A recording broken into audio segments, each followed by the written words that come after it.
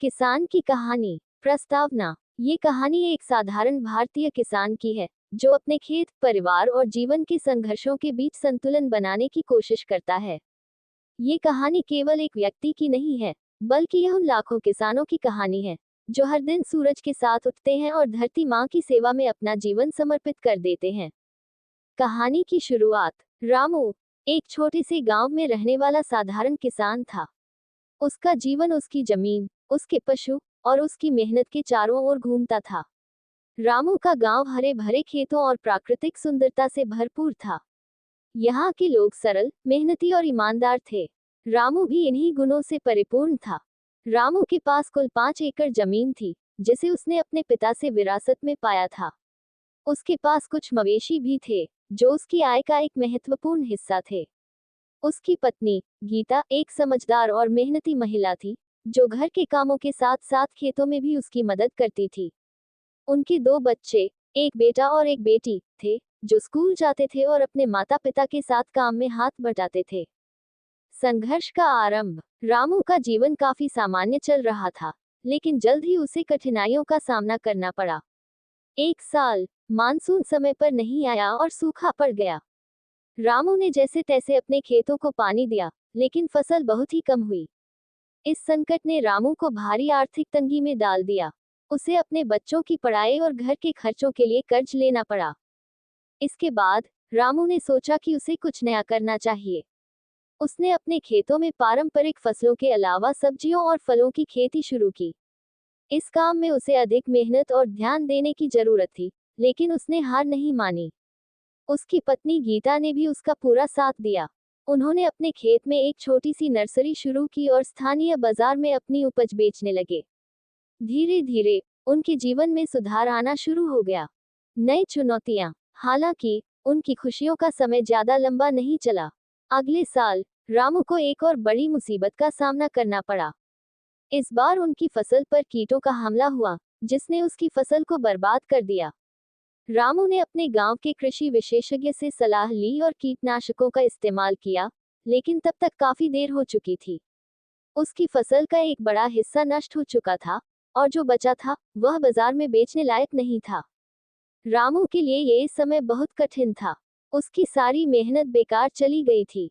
कर्ज का बोझ बढ़ता जा रहा था, और उसे समझ नहीं आ रहा था कि वह क्या करे। उसने अपने गांव के कुछ अन्य किसानों से बात की, जिन्होंने उसे सुझाव दिया कि वह सरकारी योजनाओं और अनुदानों का लाभ उठाए। रामू ने अपनी हिम्मत जुटाई और सरकारी कार्यालयों के चक्कर लगाने शुरू कर दिए। बहुत सारी मुश्किलों के बाद उसे कुछ अनुदान और कर्ज माफी का लाभ मिला। इससे उसे थोड़ी राहत मिली, लेकिन ये काफी नहीं था। प्रेरणा और आत्मविश्वास। इस कठिन समय के दौरान रामू के गांव में एक गैर सरकारी संगठन गो के कुछ कार्यकर्ता आए, जो किसानों को जैविक खेती के बारे में जागरूक कर रहे थे। उन्होंने रामू को बताया कि कैसे जैविक खेती से वह अपनी उपज को बेहतर बना सकता है और बाजार में उसे ऊंची कीमत पर बेच सकता है। रामू ने इस विचार को गंभीरता से लिया और जैविक खेती की तकनीकों को सीखने के लिए प्रशिक्षण लिया। रामू ने अपनी जमीन पर रासायनिक उर्वरकों और कीटनाशकों का उपयोग बंद कर दिया और जैविक खाद और प्राकृतिक कीटनाशकों का उपयोग करना शुरू किया। इससे उसकी फसल की गुणवत्ता में सुधार हुआ और उसे बाजार में अच्छे दाम मिलने लगे। धीरे धीरे रामू का आत्मविश्वास लौट आया और उसकी आर्थिक स्थिति में भी सुधार हुआ। समाज सेवा की ओर कदम। रामू की मेहनत और आत्मविश्वास ने न केवल उसे सफल बनाया, बल्कि उसने अपने गांव के अन्य किसानों को भी प्रेरित किया। उसने अपनी सफलताओं और अनुभवों को उनके साथ साझा किया और उन्हें भी जैविक खेती अपनाने के लिए प्रेरित किया। रामू ने गांव में एक किसान समूह की स्थापना की, जिसमें किसान अपने अनुभवों और समस्याओं को साझा करते थे और एक दूसरे की मदद करते थे। रामू का ये प्रयास रंग लाया, और जल्द ही उसके गांव के अधिकांश किसान जैविक खेती की ओर रुख करने लगे। इससे न केवल उनकी उपज में सुधार हुआ, बल्कि उनकी आय भी बढ़ी। गांव में खुशहाली आने लगी और रामू को उसके प्रयासों के लिए सभी ने सम्मानित किया। अंतिम संघर्ष और विजय। रामू की जिंदगी में एक बार फिर से कठिनाई आई, जब उसके गांव में एक प्राकृतिक आपदा आई। भारी बारिश और बाढ़ ने उसकी फसल को बर्बाद कर दिया। गांव के अधिकांश घर पानी में डूब गए और लोग बेघर हो गए। रामू ने हिम्मत नहीं हारी और गांव के अन्य लोगों के साथ मिलकर राहत कार्यों में जुट गया। उसने अपने घर को आश्रय स्थल में बदल दिया और बेघर लोगों को वहां पनाह दी। रामू ने सरकारी अधिकारियों से संपर्क कर गांव के लोगों के लिए सहायता की मांग की। उसकी कोशिशों का नतीजा ये हुआ कि गांव के लोगों को समय पर राहत सामग्री और वित्तीय सहायता मिली। धीरे धीरे गांव के लोग अपने पैरों पर खड़े होने लगे और गांव की स्थिति फिर से सामान्य होने लगी। समाप्ति। रामू की कहानी संघर्ष, मेहनत और आत्मविश्वास की कहानी है। उसने अपने जीवन में कई कठिनाइयों का सामना किया, लेकिन कभी हार नहीं मानी। उसकी मेहनत और निष्ठा ने उसे न केवल अपने परिवार का सहारा बनने का हौसला दिया, बल्कि उसने अपने गांव के अन्य किसानों को भी प्रेरित किया।